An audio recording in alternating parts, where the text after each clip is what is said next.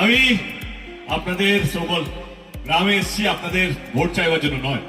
এটা আপনাদের গণতান্ত্রিক অধিকার, আপনারা যাকে ইচ্ছা ভোট দিতে পারেন, আমি জোর করবো না। কিন্তু হ্যাঁ, আমি এই তো এখানে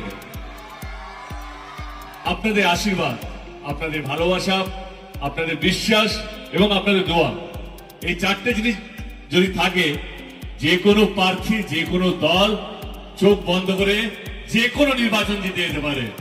সেই আপনারা যাকে ইচ্ছা ভোট দিতে পারেন, কিন্তু একটা কথা মাথায় রাখবেন, আপনারা কিন্তু জয় শ্রীরাম বা জয় বাংলার মধ্যে ফাঁসবেন না। আমি আর বলছি, আপনারা কিন্তু জয় শ্রীরাম বা জয় বাংলার মধ্যে ফাঁসবেন না। বড় বড় নেতারা তারা বলছে যদি আমরা ভোট পাই তাহলে আমরা বাবরি মসজিদ করব, কেউ কেউ দল বলছে আমরা রাম মন্দির করেছি, আমাদেরকে ভোটটা দিন।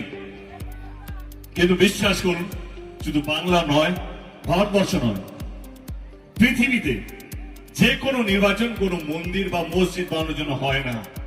প্রত্যেকটা নির্বাচন হয় কে কতগুলো স্কুল করবে, কে কতগুলো হসপিটাল করবে, কে কতগুলো রাস্তাঘাট করবে, কে মানুষকে বাঁচিয়ে রাখবে, মানুষকে এক রাখবে এবং মানুষকে ভালো রাখবে।